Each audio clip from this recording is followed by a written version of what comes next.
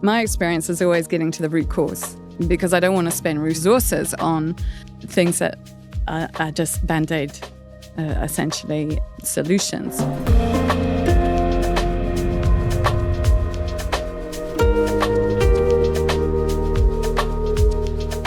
Welcome to The Regeneration Will Be Funded. This is a show about regenerative finance, exploring pathways to a life-affirming economy. I'm your host, Matthew Monahan, and today's guest is Rose Challies. Rose is the CEO of Terra Foundation, a global think tank and change activator based in Aotearoa, New Zealand. Rose shares that she is driven to work on the root causes of environmental problems, which is ultimately our behavior as humans. Now, this can sound pretty obvious, but it's actually subtly different than how we often frame the problem when we work on things like nature conservation or climate change, both of which are still out there. So beginning with that lens of addressing root causes, Rose shares the 3 areas of focus for the Terra Foundation and how they're tackling them. And she also offers up a number of takes about the field of philanthropy and environmental funding. I appreciate how Rose is not afraid to challenge convention and be a bit contrarian, especially if you're in the environmental nonprofit world of Aotearoa, New Zealand. I think you'll enjoy this discussion with Rose Challies. Well, thank you so much, Rose, for doing this. Thank you. Lovely to be here. And so tell me about Terra Foundation. Wow, the Terra Foundation, we set up just almost 3 years ago now. And it was founded so that we could start to address some of the gaps in environmental space in New Zealand, as well as globally. So I'd been overseas for 20 years. So this is Aotearoa, New Zealand is where I grew up. But spent most of my adult life overseas. So when I came back, I was really interested in seeing what the opportunities were, as well as saying, okay, Aotearoa is not in a great place in terms of the environment. And at that point, this is 4 years ago, and at that point, there wasn't great awareness of quite the situation that we were in. I think it's a lot better now. However, there were significant gaps for what areas of the environmental space that needed to be addressed. The most obvious one that we identified was human behavior. So my experience is always getting to the root cause, because I don't want to spend resources on things that are just Band-Aid, essentially, solutions. So for me, the environment's pretty good, thank you very much, until humans mess with it. And then when humans mess with it, we've got really big trouble. And then if you do that for centuries, then you've got really, really big trouble.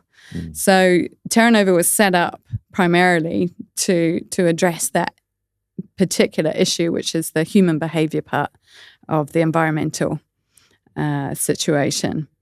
And that meant that we had to, there's a bit of a re-education. So often when I'm introducing myself in the organization, I say we're not like a normal environmental not-for-profit, because we're actually looking at the social issue of the environment. We're looking at people. Yeah, so that was the foundation of it.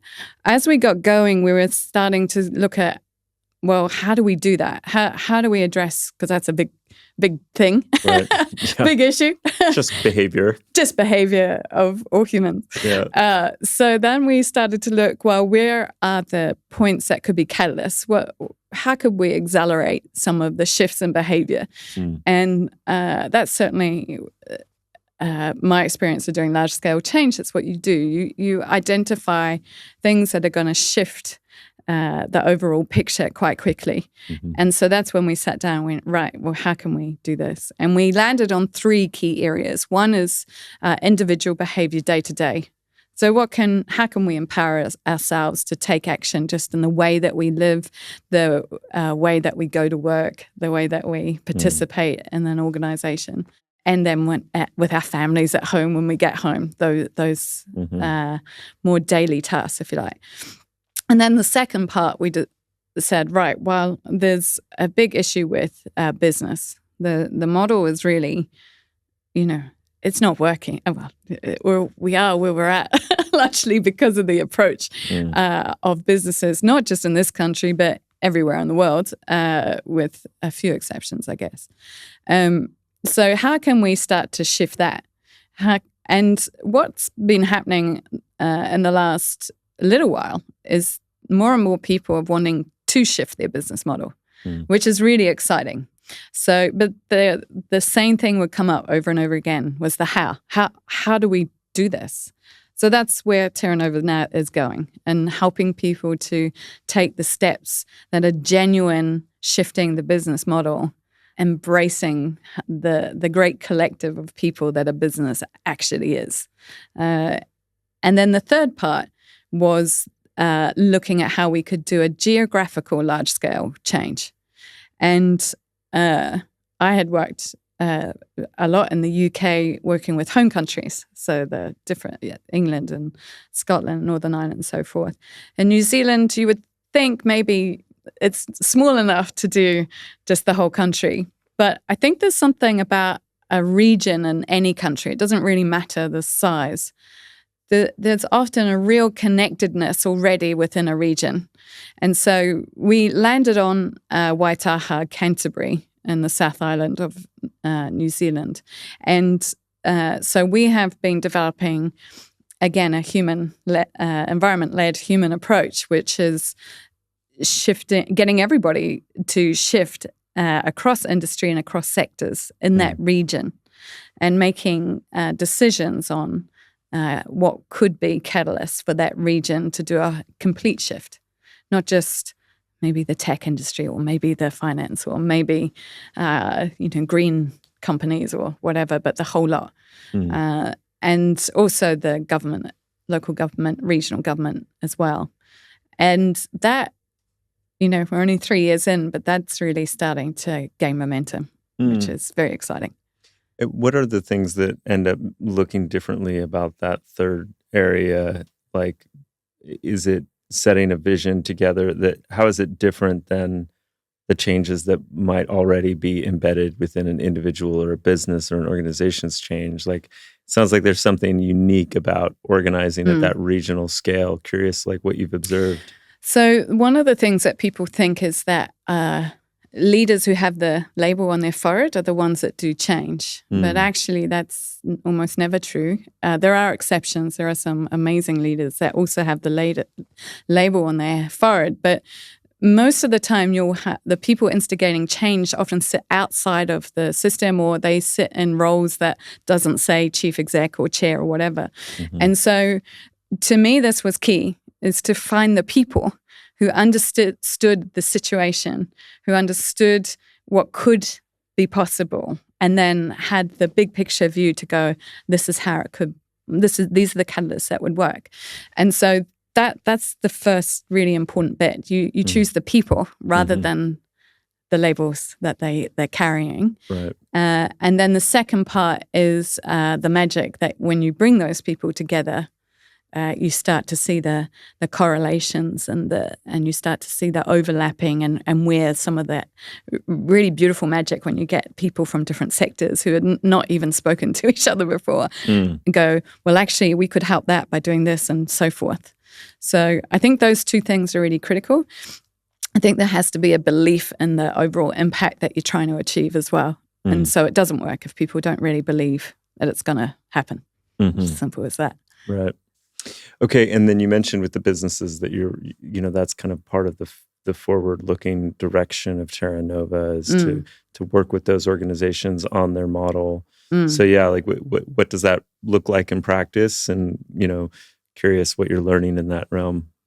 So we've got a program we call Earth Positive, and that works with both business and not-for-profits. And we're saying Earth Positive because there's a lot of jargon out there. In fact, everything's Earth this, eco this. But it was the best way that we could articulate that the human issue is consumption. So unless we minimize our consumption, like significantly, not just a little bit, but significantly, then it doesn't really matter what else we do because that bit is so key. So we wanted businesses to shift, so minimize their consumption, and then bring their unique contribution as a business in to make it a positive contribution overall. And rather than saying, you do it like this, what we're doing is working with the businesses to work out what their best contribution could be. Mm-hmm. And that is generally pretty different for every organization. So we're not going in and going, you have to do A, B, and C. Right. It's self-determined. And that way, instead of people being told what to do and then rebelling or whatever, actually it's empowering, because you're now like going, oh, as a business, we could do these. And we then provide guidance on what they could do. So then there's a bit of prompting, but ultimately we encourage them to come up. Now, some of the things could be contributing to their local place. So we definitely take a much more regenerative approach, if you like, to business. So starting with place, where is the business located? Who are the people? What is the land underneath and the water underneath the feet of the people in that business? So it could be connecting with that better and actually bringing that to life. And there's a lot of ways you can do that. Just simply taking your concrete car park and turning it, even a good chunk of it into garden is a really good start to contribute back. Or it could be going wider. It could be looking at supporting a regenerative or some sort of replacement of biodiversity that's lost in that local area. Or it could be something, and we often look at the influence that an organization has. So influence is really important. We don't just want everyone going out and getting a spade and digging a hole for a tree when they're hugely influential. So we also look at how they can influence both their industry and their customers and the people in the community as well. So it's a real exploratory process. We call it an eco-audit at the minute, but that's more to give it framing. It's more of an exploratory. Who are you as a business? Who are you as people? Where can you take this, and helping them take those initial steps. Yeah. I like that. I mean, so much of our efforts to reduce things down to specific measurements, specific playbooks, accreditations, prescriptions, natural capital, et cetera. It's all important. And like what I hear you saying is like recognizing that there's different ecological niches that all of these different organizations and people, occupy and express. And it's kind of listening and trying to understand, like, what is that expression potential? What are the aspirations of that organization? What is the appropriate role where it can really deliver its gifts to the world in kind of the diversity of the ecosystem? And to me, that makes a lot of sense. Well, the key, I think, is us being more human. I think particularly over this last century, we have diminished our humanness substantially. And we talk about Indigenous communities, and sometimes I think, gosh, Indigenous communities are now being the savior, or young people are the savior, but we're a human. We all have incredible capacity and incredible gifts that we can offer. We shouldn't diminish those. We should allow them to come into play. No, totally. And it also just brings that business back to that original idea that it's a collective of people offering something, trading something, bringing something that someone else wants. And in our case, we say someone else needs, ideally. Yeah. So you have these Earth positive eco audits happening in that work stream. I notice also you have the Earth Talks and the podcast. Can you share more about that? Yes. Usually I'm in the questioning seat, not being questioned. One of the things that was becoming really apparent is for people, we're really lacking data points, if you like, or really good information and knowledge points, and then take it another step further, wisdom, points of wisdom. People were saying to us, we're really overwhelmed by the information, and how do we know what's good and what's not? So we felt that we were in a really good position. We knew amazing people around the world doing really incredible stuff. So why don't we start talking to them and sharing and offering a more, let's say, curated and filtered information and knowledge that could be trusted, and empowered our own decision making, rather than someone going, you must do it this way. We're not so interested in that. It's more about making available people to see different ways of looking at how they the approaches they took, what they feel, how they see the world. Because I think a lot of the really let's say telling human thing we're not talking about, we're kind of glossing over that and going, let's find a solution. Right. Like, well, first of all, we've got to honor exactly where we're at. So in Earth Talks, we're trying to get that people being very real, talking about the reality, and then how they've taken on their own gifts and contributions and turned it into something. And that's across multiple sectors. So there's a second part, I guess, to it, is the human thing. Is the environment's often seen as a thing for over there. Right. But environment is human. So that means it's all of us. We can't just go, hey, you environmentalists over there, can you deal with this? That's kind of like a myth, bringing in a commercial myth way, saying there's someone who's going to sort this. But actually, in reality, it's everybody. There's no other way than everybody contributing. So the more people and experience we can get and share and inspire, the better, I think. Yeah. In Terra Nova Foundation, are you also a grant-making organization? No, we were going to try, but that was perhaps that was a challenge. So what we found was, although there was increasing interest in the environmental space from a philanthropic point of view, people weren't giving. And so as much as we'd like to, we realized that was a piece we're going to have to start to address too. So we do work with funders as well. And I personally work with funders in that space to shift to that environmental piece.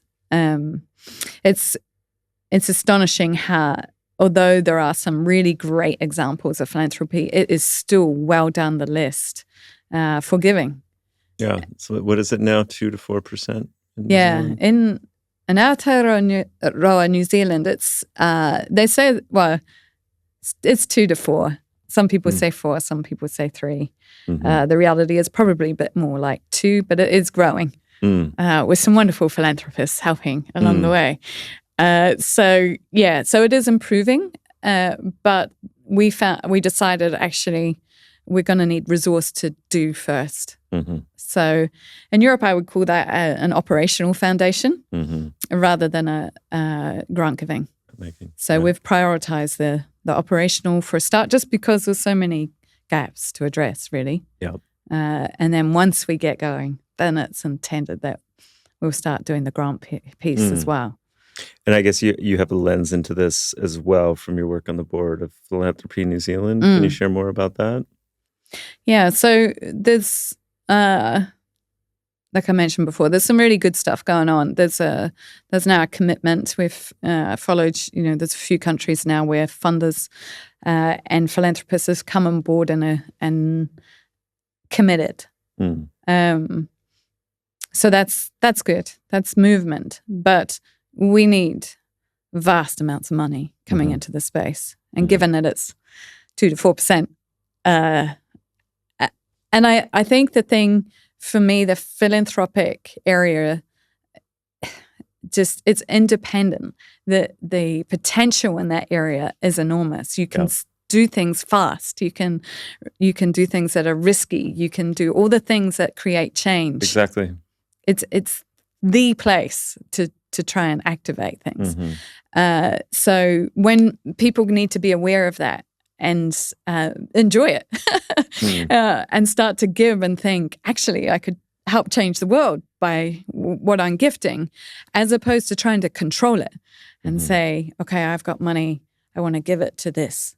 It's very serious. It's like, well, just think about this. Wouldn't you want to, in the same way you might a startup, I think the philanthropic space could, really start to treat changemakers and charitable not-for-profit organizations as really exciting startups, because a lot of them are. They do make incredible impacts given the amount of resources they have. Right. It's just...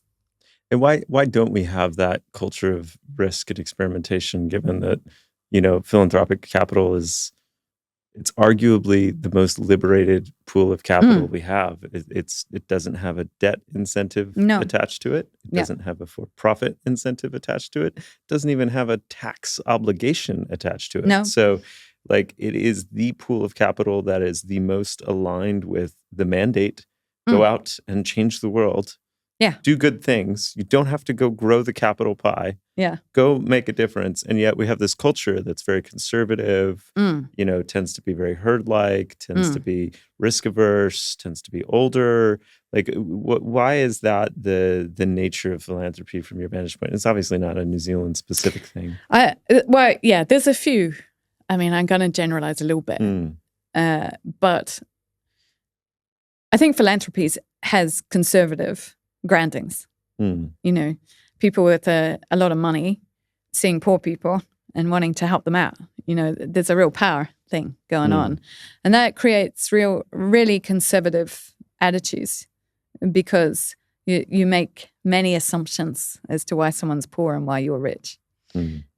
So that still exists for sure. So I think there's an element of that the assumptions of why somebody is in difficulty or why an environment's in difficulty. And I've definitely heard philanthropists say to me, they just didn't work hard enough.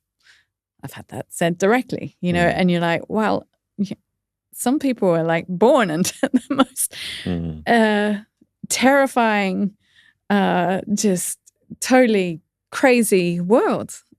The fact that they've survived is a miracle, let alone then telling them they should have made more money.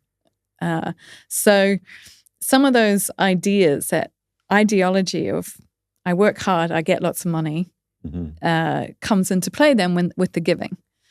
And does it show up as then feeling like they have to exercise control over how the resources are used? Or what's that link between that kind of paternalistic attitude and then kind of the risk aversion? So I think often people have made money through business. So I think that has a strong influence. Where's the money being spent? Do I think it's a good spend? And I've often people tell me that charities just need to be more business-like, which is kind of curious, because the charities exist because business is doing what it's doing. But that, I think that's that controlling part. It comes through with those then that are redistributing the money that they have. And again, not always, but often that does. And there is usually a learning process for a philanthropist if they haven't come from the place that they're now giving to. Now, some of the philanthropists I've worked with over the years they're giving back to their home. That they've made it good. Some of the wonderful football philanthropists in the world give back incredibly to where they grew up and the young people where they came from, and that's extraordinary. But there's lots of people too that haven't grown up, and so they have to learn exactly how things work and what's going to make a difference and what isn't. And again, those assumptions come through. So a lot of the time people think if there's enough money, we can solve everything. And it's like, there's been enough money and it's not solved. Money is not the thing. It is a resource, but the way that we address things is the key. And so if you come in thinking you're going to solve, you're more likely to control because you want to see the solution happen. But if you can let that go and say, actually, I just want to give back and I'm going to trust the experts that have been doing this for a long time very effectively to use this money to do more of what they're doing or different or whatever. So we do get huge amounts of control, both philanthropists and funders, in the types of funding that comes through. So more often than not, it's project funding because that's how they want to back a project. But actually what we need is trust and support of the Changemaker, who often, they often put themselves last. And I've worked with a lot of charitable leaders who give up everything to support others. We need to support them. We need to make sure that they get money to pay the bills. If we don't do that, then how can we expect them to save the world? That doesn't make sense either. And why would we be happy to pay somebody in a business lots of money and not somebody who's saving the world or saving even a little portion of the world? That doesn't make sense. So I think that shift has to still happen. We're getting some interesting cases all the time.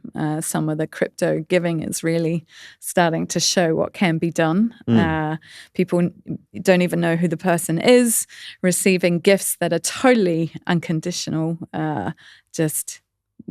We've seen you. We see that you're doing a great job. Here's the gift. That's magic. Why do you think that's coming from the crypto space? Well, maybe the fact that a lot of people are anonymous and so their ego isn't quite as strong. I don't know, actually. Yeah. I love the frame, that you are pointing to around people over projects.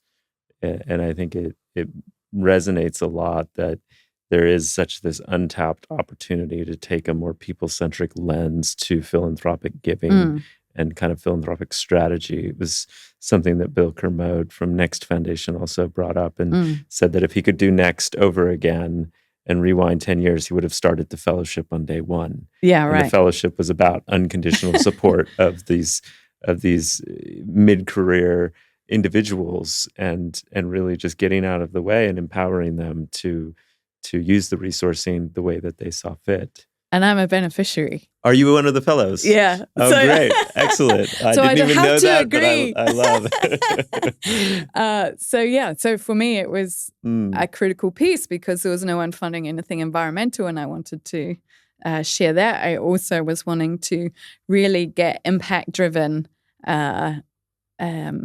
organizations and not-for-profits underway and give a model. So there's a model that I use for that. And so that fellowship helped me do that when there was no one. Right. That fellowship was extraordinary. And more fellowships like that would be fantastic. Not that you have to do something at the end of it, but just simply be who you are, know that you're backed, you're seen. You want to do something, go for it. It's hugely powerful and energizing. And the fellows are real. There's no one the same. The incredible diversity of thought and practical things that have come out of it. Yeah. If there was a philanthropic funder listening to this who was thinking about starting a fellowship, what would be some just basic heuristics or kind of key takeaways from your experience, given that you've kind of sat on multiple sides of the table here? Yeah, well, I talked to Bill too. Yeah. But I think the key thing is to look for those leaders that aren't without the name on the forehead. So I've seen a lot of fellowships around the world over the years that you have to have this big long CV I would not do that. I would simply get in tune with who's out there doing things. Identify, be a really good, conscientious scout, and find those people, and support them, and be prepared to go to places where aren't usual places, because that's the exciting bit. If you're asking everyone, especially now, if you're asking someone to have 7 years of university, like a graduate now, 7 years, the world will have changed hugely. So don't demand that. Just see people for who they are, and see the magic that might be sitting there, and go for it, and be prepared to make a mistake. You probably will, but the impact you make is likely to be huge as a result. Low risk, low impact generally. Yeah, it really resonates. I mean, we helped run a different type of fellowship years ago around the Edmund Hillary Fellowship, and the impact was never predictable.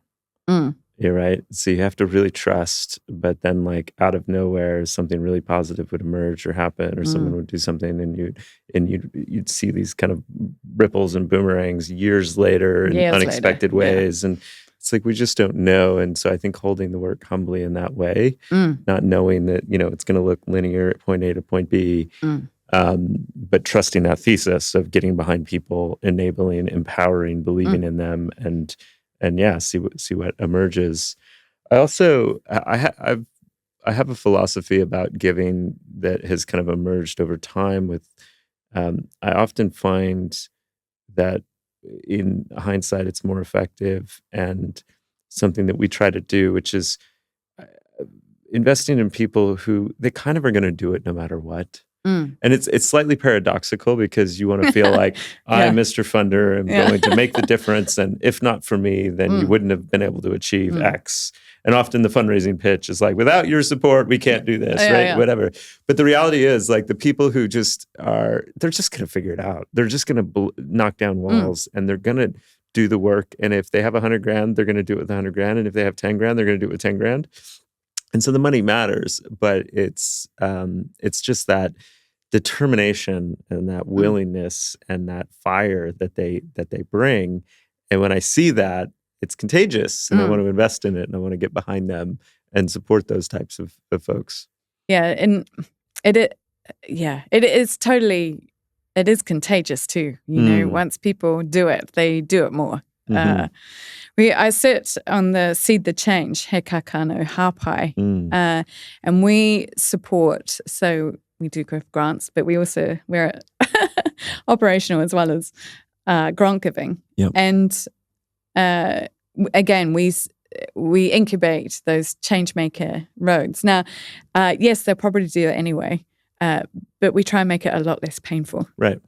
A lot less painful. The journeys that people have to go on because there's no one backing them. For most people, it would be insurmountable. You just wouldn't do it. In fact, people ask, why? Why the hell did you do that? You're just nuts. And you're like, well, I can't. If I can, I'm gonna do it. Right. Because I have that capacity, and I can't just sit and not do what I know is possible. So you have to go for it. So, but that pain point, being able to pay your bills, is a big deal. Yeah. And there's many cases in my past I have not been able to pay the bills because, I could see the opportunity, and so I needed to take hold of the opportunity while it was there. I couldn't wait for someone to realize it with me and support me through that process. So I just had to go. It would be nice if people didn't have to do that. Yeah. Well, you've clearly been able to bring a lot of people along for the ride. I mean, watching the journey of Terra Nova Foundation, and I was joking with you earlier, but it was like the website used to just be your picture and Anaki's picture, and now there's a lot of people involved. There's a lot of organizations. There's a lot of partners. And I'm sure it's very much still feels like a early stage startup, and Does, yes. but yeah, so there must be something there about your philosophy around coalition building or alliances or partnerships. How do you think about that? Definitely, coalition, collective, people coming together. Especially when almost all of our media and all of our and I mean media as in the channels rather than the people behind it. Right. And every time we step out the door, it's pretty negative. Yeah. So we're dealing with that.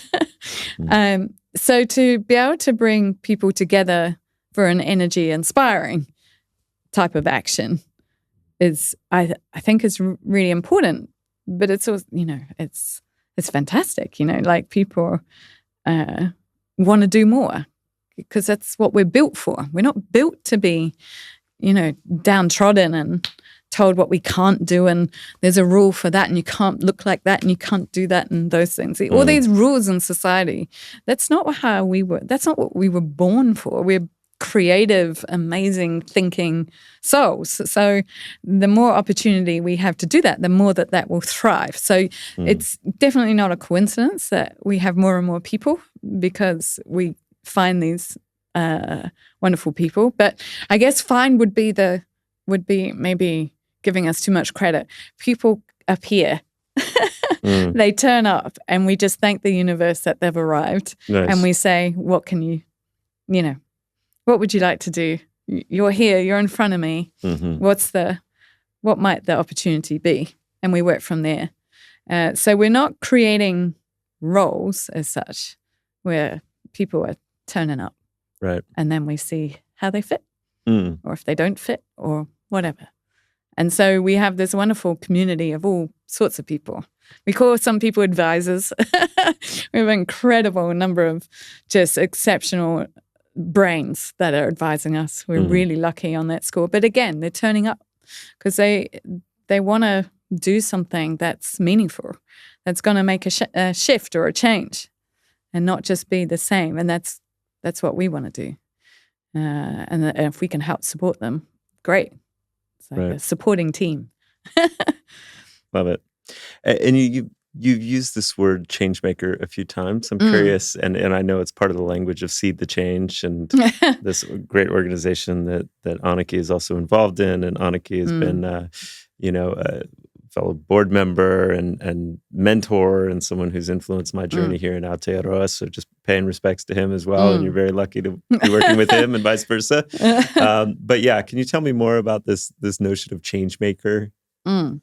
Yeah, no. A definite shout out to Anneke, because he has, definitely a incredible gift and contribution already before I met him, let alone in the last 10 years. It's quite extraordinary. I use the word changemaker rather than leader because leader gets really disrupted so often. So, and everyone has their version of what a leader is. And I'm not actually that interested in a leader per se. What are you leading? But I'm really interested in someone who wants to do change. And if you're driven by change, you tend to have a different way of doing things. You're very focused on what it is you're trying to do at the end, or even halfway through, And that gives you a different, let's say, way of being with everything. You'll make that dollar go a long way. You'll be looking at leveraging everything you possibly can. You'll be looking for opportunities in all the unlikely spots. There's just a different mindset to a change maker. And so that's what we are constantly looking for, because they're the people that will take us forward. Other people might have a leader on their forehead, have no interest in change. The two don't have to be separate, but often they are. They're comfortable in just being a leader. That's less of an interest to me. Maybe even resistant to change because they're in a good position. Yeah. Right? And that, comfort. The one thing we have to get over is our comfort, especially in countries like throughout New Zealand, there's a lot of people in very good comfort. And we have to be prepared to let that go. We have to let it go. Yeah. We are living way, way beyond our resources. We're way, way below. And is that what you mean when you refer to this distinction between our needs and our wants? It is, yeah. So, which I mentioned earlier, that we've lost our way in terms of identifying what we need. We use the word need for things that we definitely do not need. I do not need to drive home. I do not need to have a big house. I do not need to have many clothes that I might have. Those are not needs. Needs are very distinctive. They are what we have to be a great being on this planet. And they are not things. They are internal satisfiers.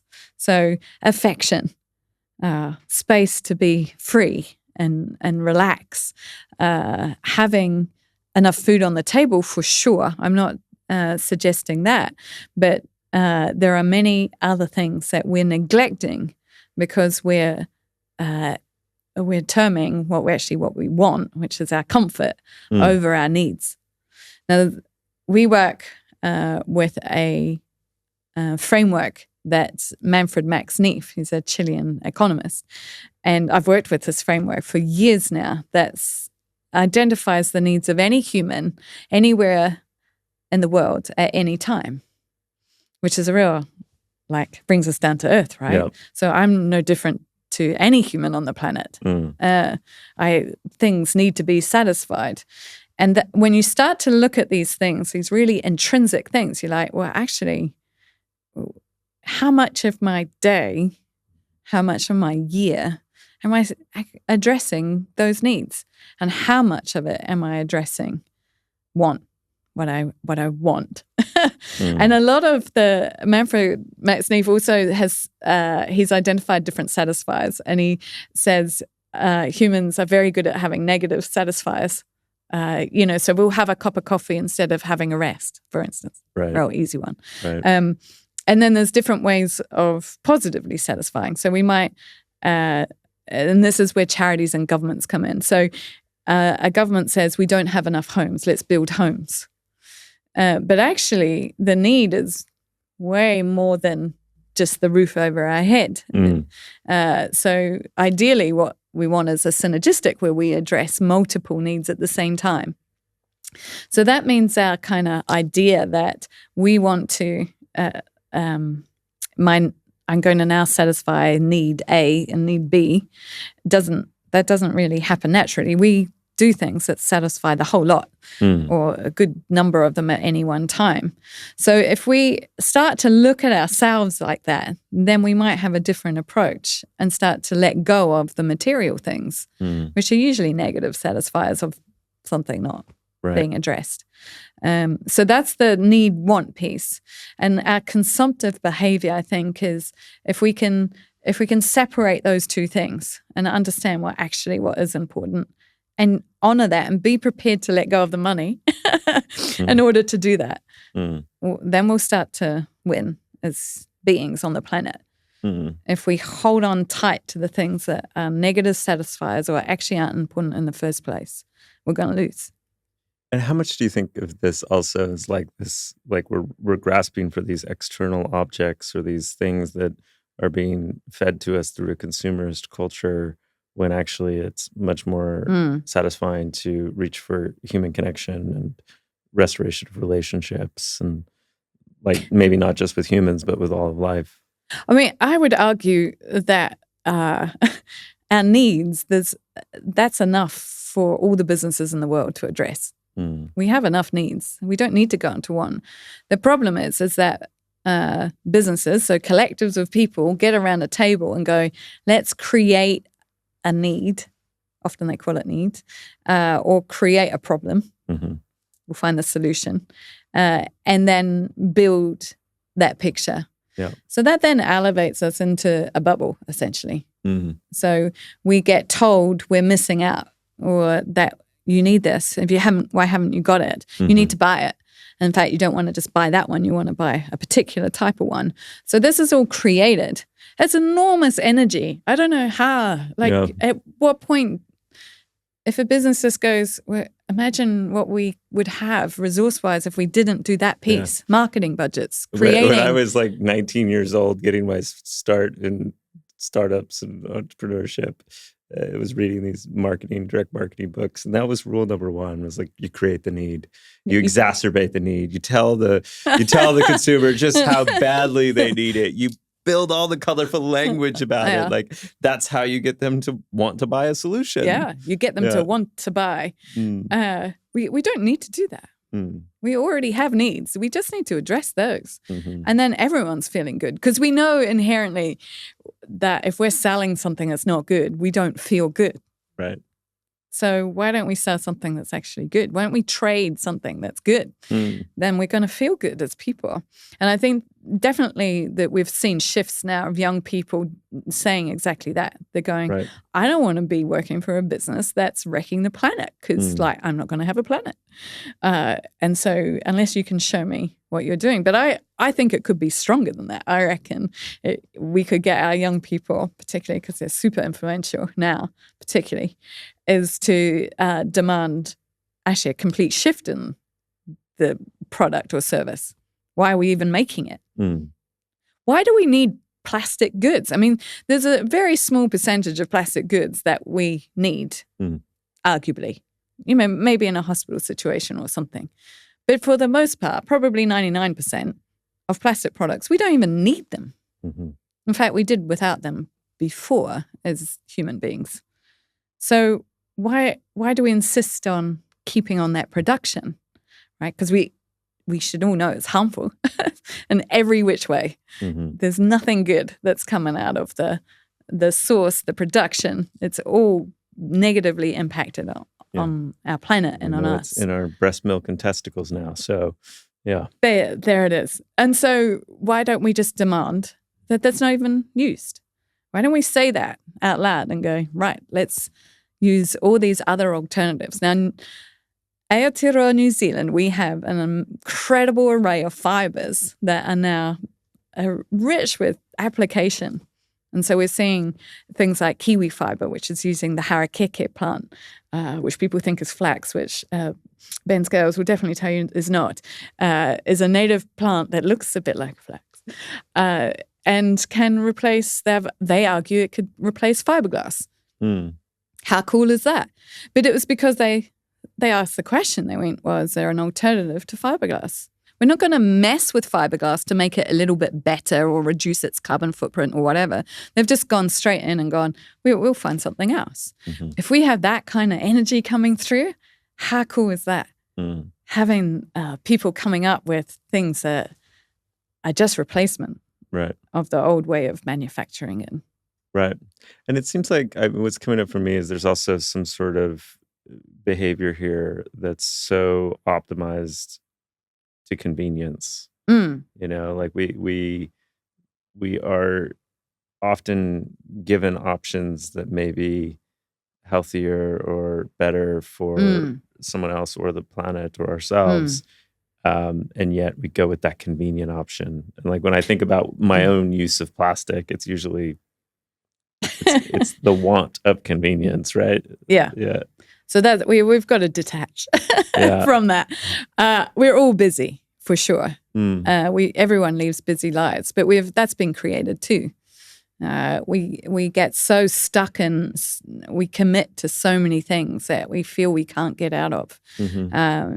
It just becomes the wheel that we start to tread. So I think that's. At some point, we have to go, what is my life for? And I think that question for everybody that's where we have to begin. We have to go, what are we here for? We surely can't be here just to be busy every day, getting tired every day, to then have to buy convenience every day, and then wake up the next day and do the same thing, and then go, oh my God, the financial situation, there's a crisis. Everyone's telling us the world is there's extreme events, like we're disempowering ourselves at every point. What if we put that aside and went, who am I? This is my lifetime. What can I do? What can I contribute? If I really am honoring who I am, who is that? And what could I bring to this world? And just push away all the things that tell you that it's different. Because that's the spirit that will shift things. Mm-hmm. Trying to battle, trying to fight. I always say to people, don't fight. Just go and do it. Just decide what is great for you to be involved with, to get active and whatever that it means for you, and go for it. Don't wander around in the marshes and wondering why your feet are wet. So if someone's hearing this and they want to like get more engaged and get more involved, like how do they connect to the work? How do they connect to Terra Nova? What's your advice? So, well, I've talked a little bit about, getting to know who you are. So I think that's a really good start. And that means different things for different people. It might mean going to a yoga session with an amazing yoga teacher. It might be that. But it might be going for a walk in nature. It might be just spending really quality time with quality people, people that get who you are, and do more of that. More often than not now, it seems to be getting space. So taking some time out because worlds are so crazy. So actually, finding a place that you feel comfortable, but you're away from everything, just to get rid of the noise, and to have a bit of clarity come in. And people talk about meditation. I'm a big advocate of meditation, but that can also be tricky. So I use a very broad definition of meditation. I just mean sit and let your brain switch off, and you don't have to switch it off. You just say, enough brain, just let me not think. And if you have whatever it takes to get that's really critical, I think, before you take any action. Well, that's action through inaction. I'm sure that's a Buddhist thing. But it's true. And so I think that's really important, because otherwise you tend to go, you'll dive into more action that's on top of what you're already doing, and so on and so on. So taking that space to go, okay, who am I? What's going to pop into my head when my head has been switched off? Our computer brain's switched off, and we let our spirit or our soul, whatever you want to call it, just sit. Then once you've done that, then people usually get a sense of, oh, I'd like to do something in this way. With Terra Nova, we try and that was one of the key things. Terra Nova is to get as many channels activated as possible for people to take their action in. So it might be restoration. That's really cool, because then you're out in nature and you're doing stuff physically that you might not be, especially if you're in an office all day. But it might be using your voice. So there's lots of people with incredible voice, and I don't mean people making up things. I mean people who articulate who they are and just say what they think from who they are. They're not. It's not contrived. It's not trying to get to the business point. It's not trying to get an audience. You just do, and those people with those voices are really, really supremely powerful in what they're saying, because then people hear it in that way. And that, I guess, is, that would be my argument for diving down the AI road. We haven't dived down that road, but that's our basic need, is to be connected in and as a human. If we start to dive into things and let something else take over, the computing, if you like, take over, we're going to miss the real joy and well-being that we could have. So this is where we go down the road, right? Well, what else could we offer? And so we, work with, like I mentioned before, with businesses to find out what their contribution could be. We work with students going, well, what, are you interested in enterprise? Great, we can help you along that journey. But maybe you're just wondering whether you should work for a big company or not. And so we do a bit of guidance that way.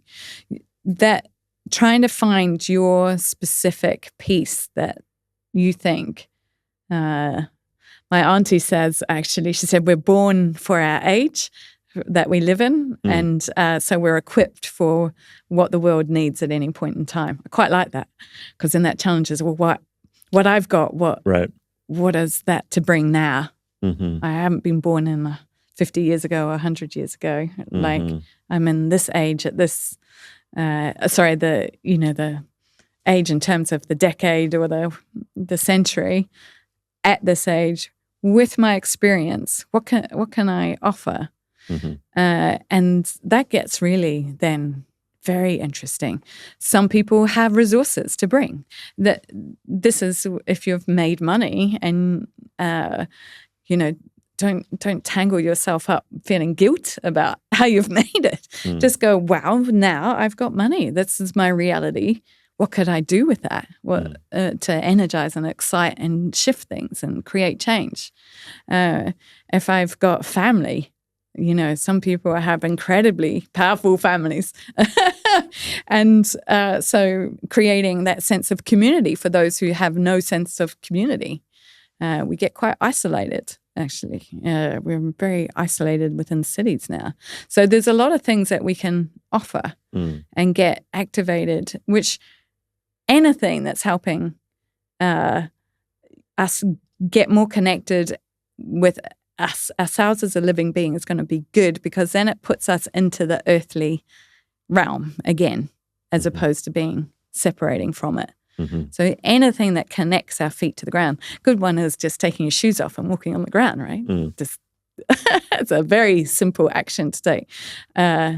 Anything that gets that back to who we are and reality, and pops that little bubble that we often live in, and the magic really begins. I can't advise it enough. Anyone that's done it and looked at the world from those lenses, just, the EHF fellows, you see more and more, they've landed, they've gone on a journey, and there's just no stopping some of those fellows. So, yeah, I think the more we can do that, the better. If we choose to get wrapped up in the digital AI space and not see it as a world that there's a lot of skilled people in there that can actually do incredible change, if those people get lost and only see that world as the world that's being taken over, I think that would be a great shame. I think that's a lot of skilled, expert people that the world could do with right now in a way that's good for this earth. We don't.